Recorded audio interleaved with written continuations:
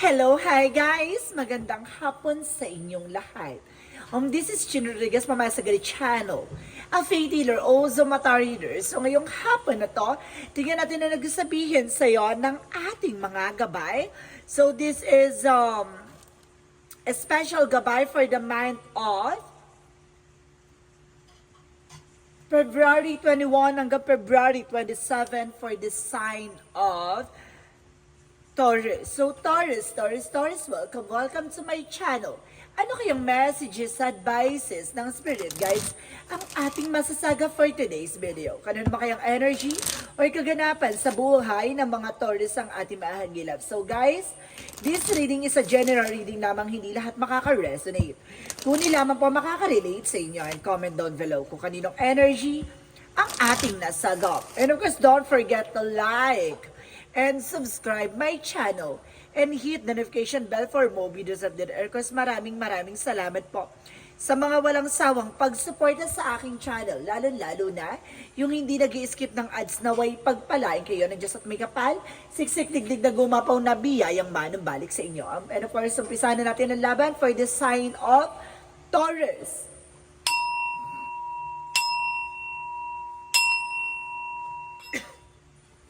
Ano kaya messages, advices, and spirit guides ang ating masasaga for today's video? Umpisa na natin ang laban. Taurus signs. So there's a two of pentacles. So there's a balance, no? Keep yourself balanced or kailangan mong maging balance sa anumang uri ng aspeto. Finances, love life, career, health. At the same time, there's a three of pentacles, collaboration. So kailangan marunong ka makipag-communicate or makipag-usap, makipagtalakayan at kailangan mong unawain at intindihin, no? Kung ano yung gusto sabihin sa'yo ng mga tao sa paligid mo, no? And because there's a five of pentacles in reverse, so there's a recovery for financial loss or something crisis, no? Kumbaga, maaring gagaan at luluwag-luwag na about sa finances mo. And the wheel of fortune is here. So, maaring, kumbaga, magdala sa ito ng good luck and being blessed. So, maaaring swertihin na kayo this moment. So, let's see what is additional messages. So, there's a tower moment. So, there's a major changes coming in for you, no? May mga pagbabagong magaganap sa iyo dito, no? Magandang pagbabago. And of course, there's a white naman. So, there's a white divinity or something good energy. So, let's see what is the two of pentacles. Represent the Hermit card. So, there's a soul searcher. About sa spiritual, no, kailangan mo maging balanse. Kaya kailangan mo magdasal, no? Kasi kailangan mo mag-meditate or kailangan mo gawing center si God. So, there's a spiritual enlightenment. May mga bagay na maglilinaw sa about sa spirituality. And the Seven of Swords. There's a sneakiness, no? Kumaga meron ditong kumukuha ng impormasyon, no? Mayroong nag-stock sa'yo, may kumukuha sa'yo ng impormasyon social media or sa mga tao sa paligid mo either, no? Kumbaga sinasabi sa'yo dito na merong kumbaga nag-i-stock sa'yo or sumusubaybay. At the same time, there's the Chariot card. So, there's a movement and action pagdating sa finances, no? Kumbaga, ito na yung recovery, no? Talagang mararanasan mo na yung recover. Unti-unti na yan. And because there is the Empress card for a revert. So, ibig sabihin ba, parang ibabalik yung katawan lupa mo. Parang ano siya kumbaga ibabalik na yung sigla ng buhay mo. Parang ganun siya. No, mukhang magiging, makakapagsimula ka na ulit. And of course, there's a Queen of Cups, so there's a healing. Magkakaroon ka na ng healing dito. And this is the major changes coming in for you. At the same time, there's a Magician for manifestation. Now, there's a weight namin. So, it means there's the Magician. So, it's a good energy. And of course, sinasabi dito, there's a power by God. So, there's a Magicians represent creator. No? Maaring binibigyan ka na ng signos or senyales ng ating mga divine na maaaring magdala sa iyo ng swerte at biyaya. So, let's see what is the Two of Pentacles in the Hermit card. So, there's a Two of Swords. So, there's a decision. So, kailangan mo mag-decision as soon as possible. May mga bagay dito na kailangan mo pag-isipan. May mga bagay na kailangan mo i-clear out. May mga bagay dito na kailangan mong klaruhin. So, let's see what is the Three of Pentacles and the Seven of Swords. And of course, there's a Ten of Pentacles. So there's a long-term success and long-term investments. Maaaring magdadala sa ito ng finances, no? Yung good finances sa resource of income. Maaaring itong communication na to, itong, kumbaga nagkumukuha ng informasyon sa'yo, ay maaaring client or customer mo. Or magdala sa'yo ng bago opportunity. And of course, there's an Eight of Swords, no? Kung makakawala ka na sa toxicities, makakawala ka na sa negativities. So, you need to take an action for this. So, kailangan mo ng, no? Kung mayroong magsisilbing, ano dito, parang mayroon siyang nakita ko, may hawak siyang manok or something, na gagawin niyang alay or something, gagawin niyang, parang, yung parang iaalay na bagay para nang sa ganun pumasok yung magandang swerte. No? It's either pagdating sa bahay, no, pagbago yung bahay mo, house blessings, or something pagbago yung negosyo mo, blessings ng negosyo, or either kumbaga kapag alam mong meron kang ginawang hindi maganda, tapos magpa-consulta ka sa albularyo mamaya, 'di ba? Meron kang natapakan or na perwisyong laman lupa. Maaring ang kailangan mo mag-alay ng nang sa ganun pumasok yung magandang kapalaran sa iyo. Parang ganun yung dito. And of course, iwasan niyo daw maghanda ng kalahing ng manok sa pagdating ng bagong taon, no? Para hindi ka buong taon kakayod na no? Parang kakayod sa lupa. And of course, there's a Queen of Pentacles, so there's a practicality. So kailangan mo maging practical. No, pagdating sa buhay na ngayon, no, kailangan hindi ka na pwedeng mabubudol, mauuto-uto ng ganun-ganun na lang. So kailangan maging practical ka. Because the Queen of Wands is the confidence. So kailangan mo magkaroon ng confidence din sa ginagawa mo. So let's see what is the White naman and the Magician. Represent the World card. So there's a lot of travel. No, marami kang travel, marami kang ganap.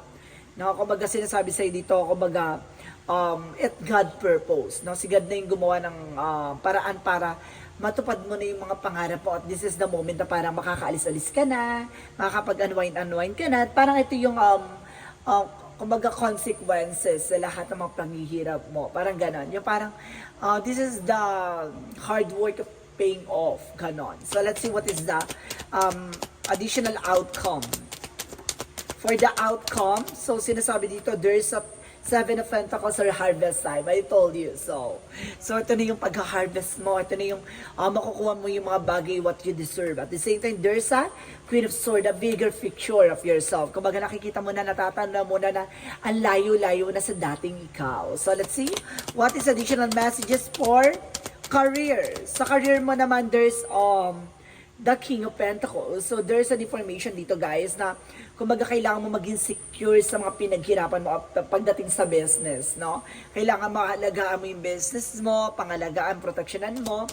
Additional messages about there's a Three of Swords. Maraming naiinggit, maraming susubukan kang linlangin, susubukan utuin, susubukan kang saktan, susubukan kang wasakin. May mga ganun kaya kailangan marunong ka mag-secure, no? Yung mga bagay na sa'yo. At para na sa ganun hindi na mawala. So let's see additional messages for love life. Sa love life mo, there's a Knight of Wands, no? Perseverance, so resilience. Low-key muna kayo. Hindi nyo kailangan na kumaga ilantad sa social media, kung ano yung eksena nyo, gano'n. Kumbaga mas maganda yung tahimik, no? At nananahimik. And because there's a King of Swords, putulin mo na yung stop the pattern, no? Putulin mo na yung mga, alam nyo, hindi nagsiserve sa'yo. Yung mga taong mga toxic. And because there's a Strength card na, there's a confidence. So, kailangan mo maging malakas at maging matibay, no, sa hamon ng buhay, no? Let's see what is additional messages for health. Sa health mo naman, there's a Nine of Pentacles, so there's a blossoming abundance.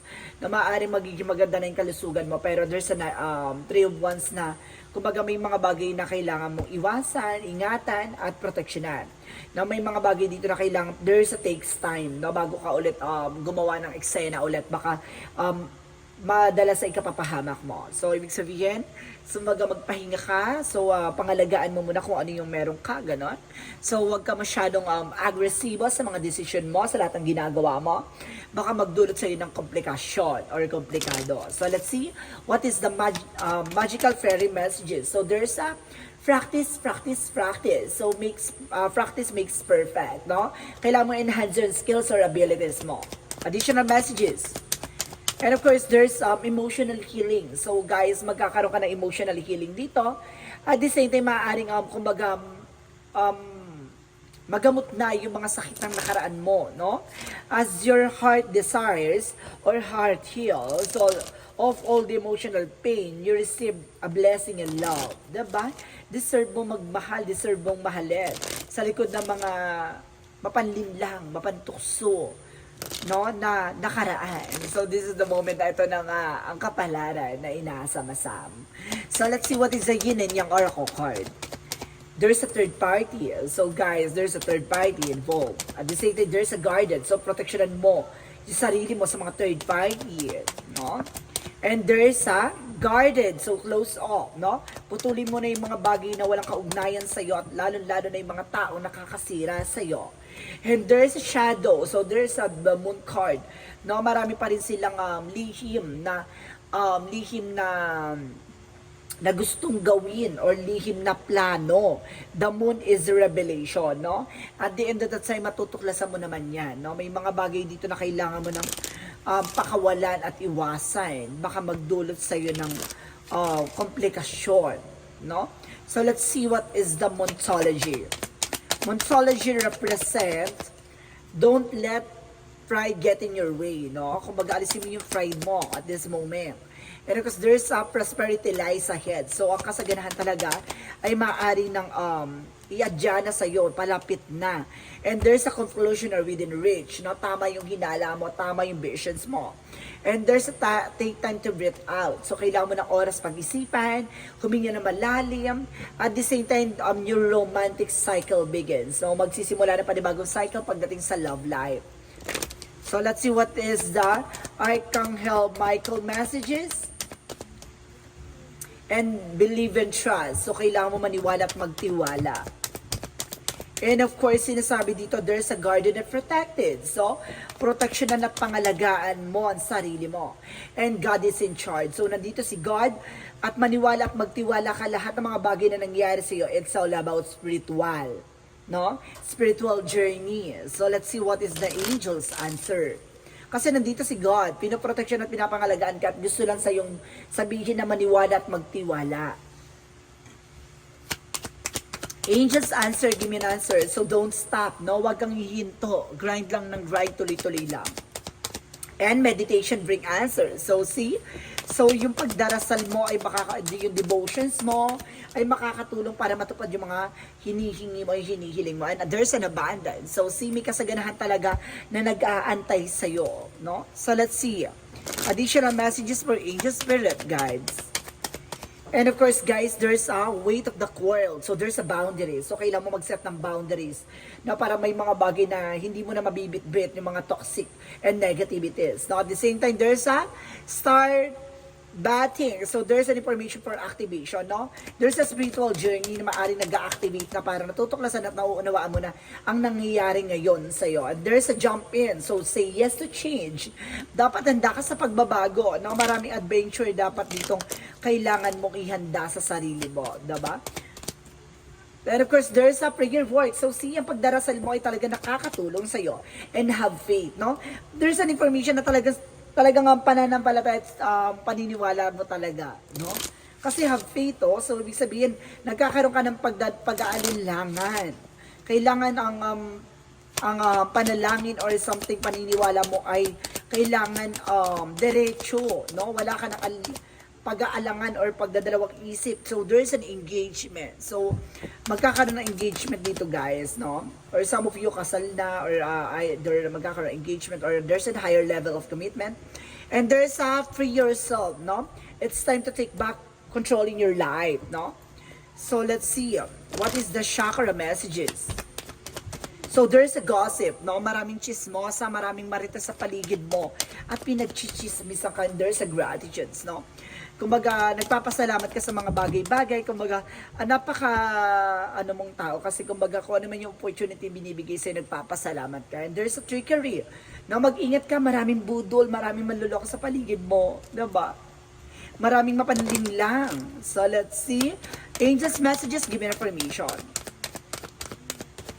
And there's nutrition. So, some of you, kailangan mo raw fruits and vegetables nang sa ganun na kumbaga makatulong sa healing works, no, for your body, no? And there's an artist, no? Kumbaga sinasabi dito na kailangan mong ayusin ang career mo nang sa ganun gumanda ang takbo ng eksena mo. So let's see what is additional messages. So there's an health, no? There's an health and judgment. So ibig sabihin dito, there's a physical vessels that can shine my soul. So, ibig sabihin dito, pagdating sa health mo, kailangan mo tutukan yan. There's a judgment. Kumbaga, parang wake-up call sa ito na there's a lot of changes coming and challenges coming in for you. And there's a death card. So, there's an ending and a new beginning. May mga bagay na matatapos na at may mga bagay na magsisimula na sa iyo. Additional messages for angel spirit guides. And there's a dream guide. So, there's a teacher. So, sinasabi dito, may gumagabay sa iyo, no? May nagbabantay sa iyo, may tumutulong sa iyo. And there's a full moon by happiness. So there's a lot of completions. So let's see additional energy. What is additional energy? So there's appreciation. So dapat marunong ka mag-appreciate ng mga bagay-bagay. Maliit man yan o malaki. And there's an angel of love. So nandito ang angels na ginagabayan ka pagdating sa buhay pag-ibig. At the same time, there's a temple of past. So there's a lot of discoveries. Marami kang madidiscover. Marami kang malalaman at marami kang mauunawaan. So let's see what is the Jesus loving quotes. And whatsoever you shall ask the Father in my name, He will give it to you. No? Kung ano man daw yung mga dapat mong hinihingi or hinihiling sa ating Panginoon, ay kumbaga ibibigay yan daw yan sa iyo ng ating Panginoon ayon sa kalooban niya. So, kapag talaga karapat dapat sa iyo ipagkakaloob sa iyo. So, let's see, what is the angel's number? So there's 99, I am courageous. So sinasabi dito, it is the time to get to work on the realization of your soul, mission in life. You have a higher purpose in life that is yours and only yours to fulfill, unleash your true power. So see, there's a spiritual journey talaga guys na parang pinapaunawaan sa iyo ng ating Panginoon na may ipagkakaloob sa iyo, no? Maniwala at magtiwala. So let's see what is the messages of life.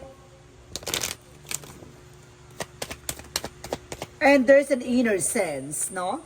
The inner sense today, as I quiet the noise of my mind, I become aware of the voice of my heart. I listen closely to my inner voice. I trust myself and develop confidence in my intuitions. My inner truth is divine truth. I allow it to influence and guide me every day. So, ibig sabihin dito, kumbaga nakikinig ka sa inner voice mo, no? Yung mga visions, intuitions mo ay nakakatulong sa'yo para maging gabay or magsilbing gabay, no? Para malaman mo at matuklasan mo ang magiging hakbangin mo sa araw-araw, no? Kumbaga ito ay magbibigay sa'yo ng gabay at kaalaman nang sa ganun hindi ka mapahamak at mailayo ka sa kapahamakan. So guys, this is the special gabay for the month of February 21 hanggang February 27 for the sign of Taurus. Maraming salamat for Taurus signs and see you in the next video. So this reading is a general reading lamang. Hindi lahat makaka-resonate. Kunin lamang po makaka-relate sa inyo and comment down below kung kaninong energy ang ating nasagap. And of course, don't forget to like and subscribe my channel. And hit the notification bell for more videos updated. Kasi maraming salamat and see you in the next video. Bye-bye and babush!